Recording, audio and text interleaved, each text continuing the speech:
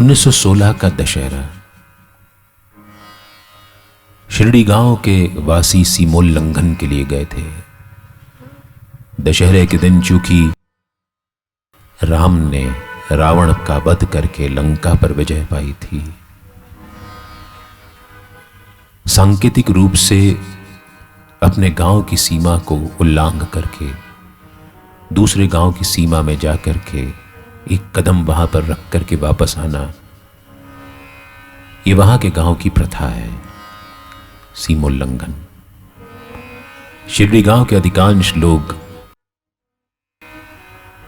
सीमोल्लंघन के लिए पड़ोस के गांव गए थे। उस दिन बाबा की पालकी निकलनी थी। पूरी मस्जिद माई को तोरणों से सजा दिया था। कीर्तन शुरू हो गए थे। अचानक बाबा अपने स्थान पर खड़े हो जाते हैं, अपनी कफनी निकाल करके धूनी माई के समर्पित कर देते हैं। बाबा पूर्ण दिगंबर खड़े हैं। उनकी आहुति पाकर के धूनी धधक करके जल उठती है। धूनी की रोशनी में बाबा के चेहरे की कांति निखर जाती है। उनकी आंखें अंगारों सी लाल हैं। लो देख लो, लो देख लो, मैं हिंदू हूं या मुसलमान।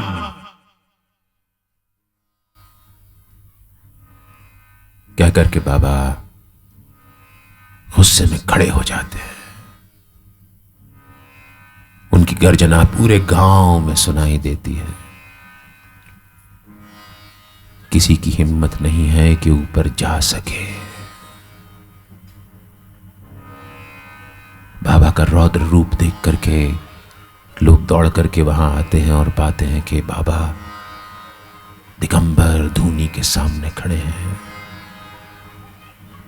लोगों को लगता है कि आज शायद पालकी निकल नहीं पाएगी।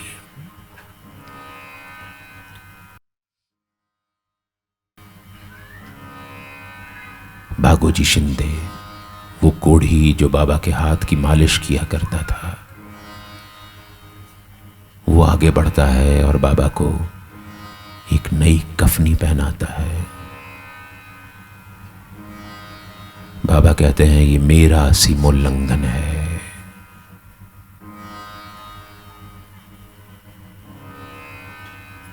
नई कफनी धारण करके बाबा अपने स्थान पर शांत होकर के बैठ जाते हैं। उनके शांत होते ही पालकी की तैयारियां फिर शुरू कर दी जाती हैं और पालकी हमेशा की तरह निकलती है। शिरडी गांव का रामचंद्र पाटिल, उसको कई दिनों से बुखार आ रहा था। बहुत इलाज किया लेकिन उसका बुखार उतर नहीं रहा था। कई दिनों से बुखार में तप रहा, निढाल।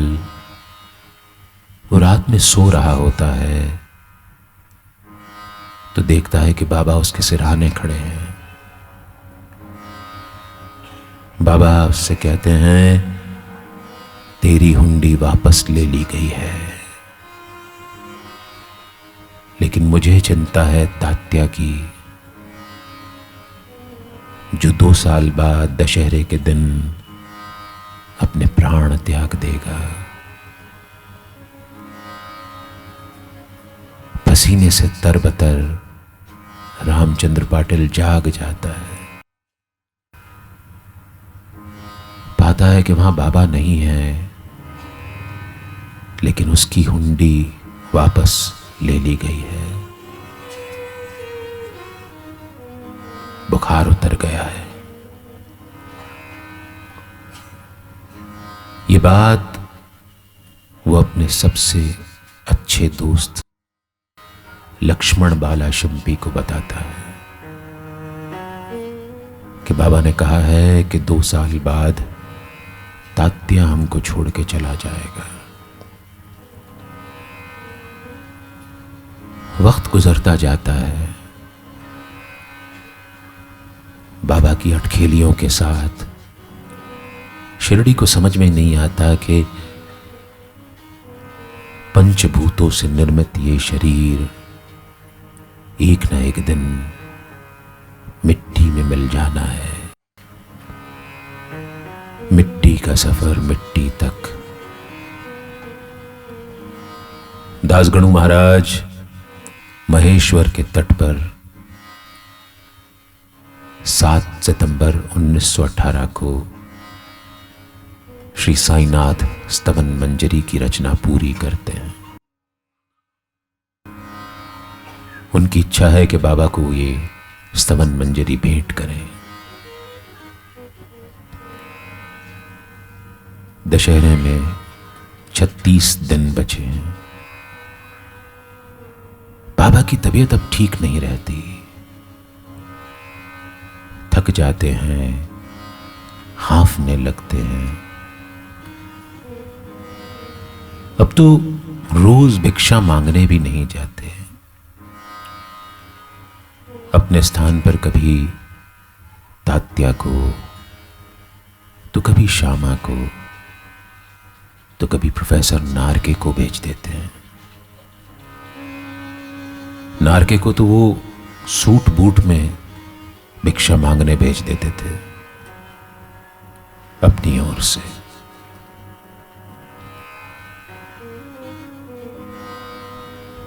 दशहरे को कोई 10 दिन बचे हैं। 1918 वाड़ा यहां समाप्ति की ओर है। श्यामा बाबा के पास आते हैं कि बाबा, बूटी की इच्छा है कि वाड़े के मध्य में एक चबूतरा बनाया जाए जिस पर कृष्ण भगवान की मूर्ति स्थापित की जाए।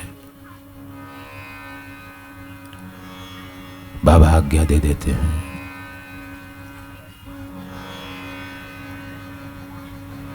कृष्ण भगवान की मूर्ति मंगा ली जाती है। बाबा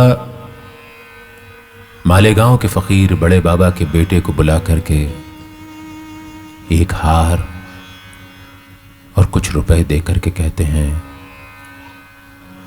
कि जा नांदेड़ के एक संत के पास चला जा। नाम बताते हैं और ये हार और ये रुपए उनको दे करके बोलना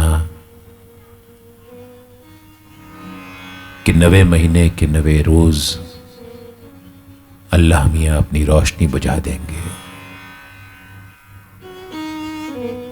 और ये जो पैसे हैं इससे उनसे कहना कि मौलू कर लें। फकीरों के गुजरने के बाद, उनकी जोत परम जोत पे मिल जाने के बाद जो भोज कराया जाता है वो मौलू कहलाता है। इधर बाबा मस्जिद में वजह साहब को राम विजय पढ़ने की आज्ञा देते हैं। वजह 1 सप्ताह में राम विजय की पूरी आवृत्ति कर लेते हैं।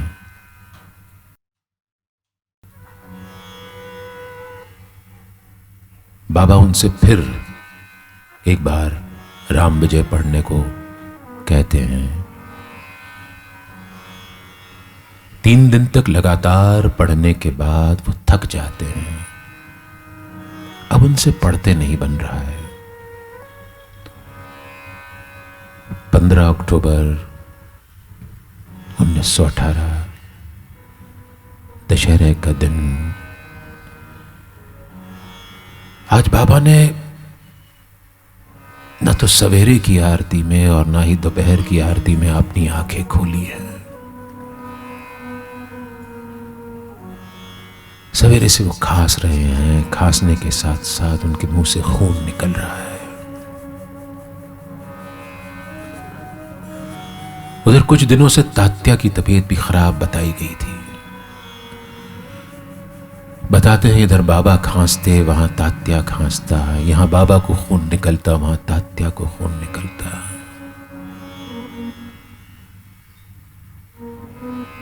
दोपहर की आरती के बाद आज बाबा ने किसी को अपने हाथों से ऊदी भी नहीं दी। निढाल से अपने आसन पर पीठ लगा करके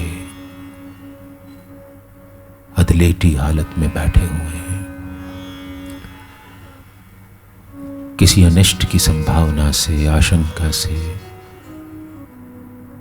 वहां मौजूद बूटी, काका साहब दीक्षित, नाना साहब चांदोरकर, कोई वहां से हिलना नहीं चाहता। लेकिन बाबा उस हालत में इन लोगों को डांट करके भगा देते हैं कि जाओ तुम लोग खाना खा के आ जाओ, मैं यहीं पर हूं।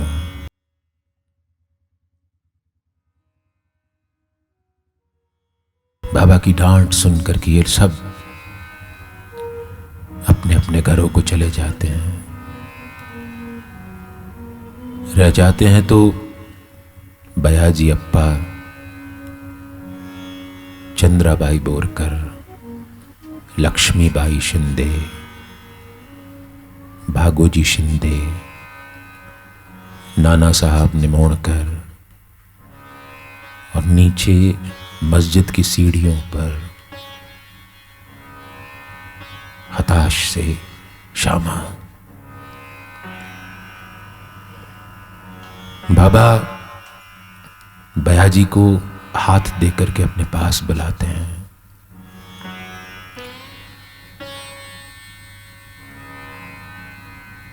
बाबा उनसे इशारा करते हैं, बयाजी उनको अपनी बाहों में ले लेते हैं। बाबा उनकी बाहों में सिमट से जाते हैं, फिर अपनी कफनी की जेब में हाथ डालते हैं और पहले 5 और बाद में 4, इस तरह से 9 सिक्के लक्ष्मीबाई शिंदे को अपने पास बुला करके देते हैं। लक्ष्मी, तूने अपने साईं की बहुत सेवा की है, ले ये तेरा साईं तुझे कुछ देना चाहता है। ये कहकर के बाबा अपना शरीर बयाजी के ऊपर डाल देते हैं। दूर खड़े नाना साहब निमोणकर को बयाजी आवाज देकर के बुलाते हैं कि पानी का गिलास ले आओ।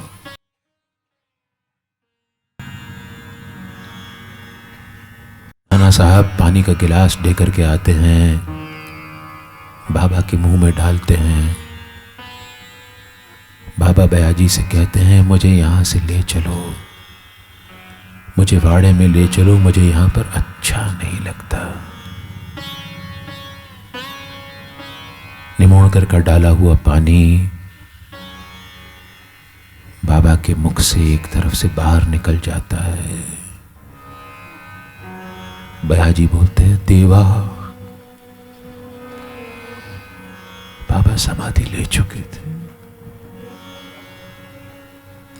वो साईं जो शिरडी का सूरज था, जो शिरडी का चांद था, जो शिरडी की रौनक था, वो साईं अब नहीं था। खबर जंगल में आग की तरह चारों तरफ फैल गई। जिस जिसको भी पता चला वो दौड़ करके मस्जिद की ओर आ गया। मस्जिद में पैर रखने की जगह नहीं थी। लोग अपना सर पकड़ करके रो रहे थे। पूरा शिरडी गांव, मानो पूरा शिरडी गांव मर गया था। वो साईं जिसकी गर्जना से उस गांव की रौनकें थी, वो गर्जना खत्म हो गई थी। किसी को कुछ समझ में नहीं आ रहा था। कभी किसी ने सोचा नहीं था कि ऐसा भी हो सकता है, हमारा साईं हमको छोड़ करके जा सकता है।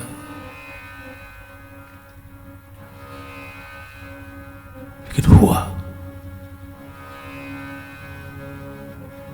अब साईं नहीं थे वहां पर, साईं नहीं थे, लेकिन उनके चमत्कार बदस्तूर चल रहे थे। पंढरपुर में दासगणों को स्वप्न होता है कि मस्जिद की दीवार भर भरा के गिर गई है, और बाबा उनसे कह रहे हैं कि आकर के मुझे फूल चढ़ाओ।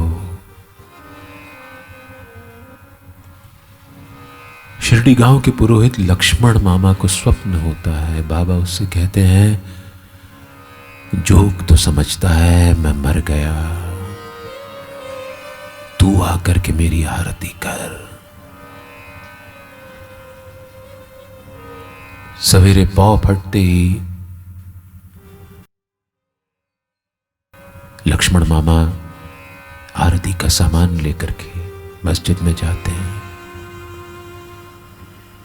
बाबा के ऊपर सफेद चादर ओढ़ाई हुई है,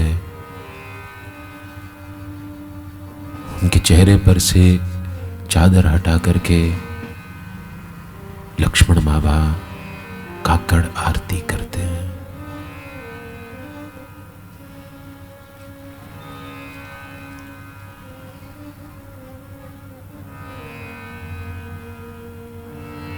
ये तय नहीं हो पाता कि अंतिम संस्कार कैसे किया जाए। मुसलमान चाहते हैं कि उनको दफनाया जाए, हिंदू चाहते हैं कि अंतिम संस्कार दाह कर्म करके किया जाए। मत विभाजन होता है। पाया जाता है कि बाबा को समाधि दी जाए। बयाजी के कान में आखिरी वक्त पर कहे हुए उनके शब्द, मुझे वाड़े में ले चलो, मुझे यहां पर अच्छा नहीं लगता, उनको मान्यता देकर के गुरुवार के दिन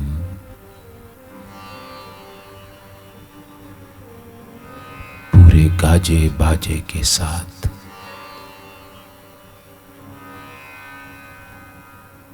बाबा को अंतिम यात्रा में वाड़े में ले जाया जाता है। 36 घंटे बाद जब उनका अंतिम स्नान होता है तो उनका शरीर पहले की तरह लचीला बना हुआ है। उनकी कफनी बिना फाड़े निकाली गई, नई कफनी पहनाई गई। वो चबूतरा जिस पर मुरलीधर की मूर्ति रखी जाना थी, उसमें गड्ढा करके बाबा को समाधि दे दी जाती है। उनके साथ उनकी एक हरी टोपी, उनका सटका, वो ईंट जो कुछ वक्त पहले माधव फासले से सफाई होने पर टूट गई थी, 2 टुकड़ों में हो गई थी, और तब बाबा लेंडी बाग शहर को गए थे। शहर से बाबा वापस आए, ईंट को 2 टुकड़ों में देख करके सिर पकड़ के बैठ गए। मेरी तो जीवन संगिनी चली गई, अब मैं जी करके क्या करूंगा। फूट फूट करके रोने लगे। वो रोज उस ईंट पर रोज रात को सर रख करके सोते थे। उनको इस तरह से रोता देख करके वहां मौजूद काका साहब दीक्षित ने कहा कि इसको हम जुड़वा देंगे, सोना भरवा करके जुड़वा देंगे। बाबा ने कहा कोई फायदा नहीं, मेरी जीवन संगिनी गई, अब मुझे भी जाना होगा। सोने के तार से जुड़वा करके वो ईंट भी समाधि में रख दी गई। एक सुई धागा जो बाबा इस्तेमाल किया करते थे अपनी फटी हुई कफनी को सिलने के लिए, वो भी साथ में समाधि में रखा गया। उनको समाधि देने की अंतिम क्रिया भाला साहेब भाटे ने की।